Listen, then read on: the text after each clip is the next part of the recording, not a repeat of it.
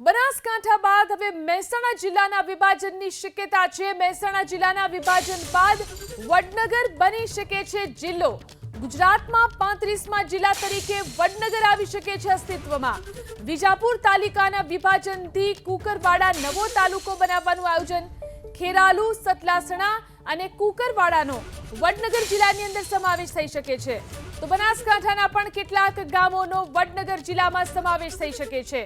राज्य सरकार आगामी दिवसों में वडनगर जिला निर्माण अंगे प्रक्रिया शुरू करी शके छे। आ विषे વધુ जानकारी मेळवीए अमारा संवाददाता हिरेन રાજ્યગુરુ આપણી સાથે જોડાયા છે। हिरेन, હવે મહેસાણા જિલ્લાના વિભાજનની વાત પણ સામે આવી રહી છે, કઈ રીતે આ વિભાજન કરવામાં આવશે?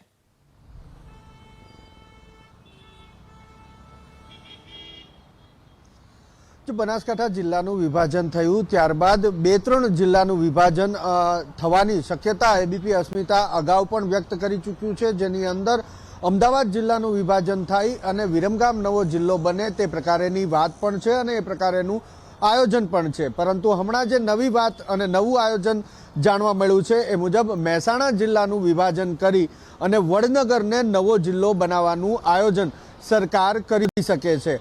આ પહેલા જે વિજાપુર તાલુકો છે, વિજાપુર તાલુકાનું પણ વિભાજન થશે અને કુકરવાડા તરીકે નવો તાલુકો અસ્તિત્વમાં આવી શકે છે અને એ કુકરવાડા, ખેરાલુ, સતલાસણા આ જે તાલુકા છે એ તાલુકા વડનગર કે જે નવો જિલ્લો સરકાર બનાવી શકે છે તેની અંદર તેનો સમાવેશ કરવામાં આવી શકે છે। આથી ઉપરાંત બનાસકાંઠા જિલ્લાનો જે વિસ્તાર મહેસાણા એટલે કે વડનગર જિલ્લા તરફનો જે વિસ્તાર છે એ સરહદવાળા જે ગામો છે બંને જિલ્લાની, તેના કેટલાક ગામોને વડનગર જિલ્લાની અંદર સમાવેશ કરી અને એક નવો જિલ્લો વડનગર બને એ પ્રકારેનું સરકાર આયોજન કરી રહી હોવાનું હાલ જાણવા મળી રહ્યું છે।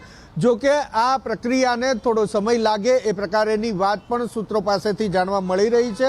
જે પ્રકારે સરકાર મહેસાણા જિલ્લાના વિભાજનનું આયોજન કરી રહી છે અને આગામી દિવસોમાં તેની પ્રક્રિયા શરૂ થશે એટલે નવો જિલ્લો વડનગર જો સરકાર અસ્તિત્વમાં લાવી રહી છે તો એ પ્રક્રિયાને લગભગ 6 મહિના જેટલો સમય વીતી જશે। સરકાર દ્વારા જે હાલ પ્રક્રિયા હાથ ધરવામાં આવી છે, સૂત્રોએ દાવો કર્યો છે કે પ્રક્રિયા મુજબ સરકારનું આયોજન મહેસાણા જિલ્લાનું વિભાજન કરી અને નવા જિલ્લા તરીકે વડનગરને અસ્તિત્વમાં લાવવાની અત્યારે હિલચાલ સરકારી વિભાગ દ્વારા શરૂ કરવામાં આવી છે।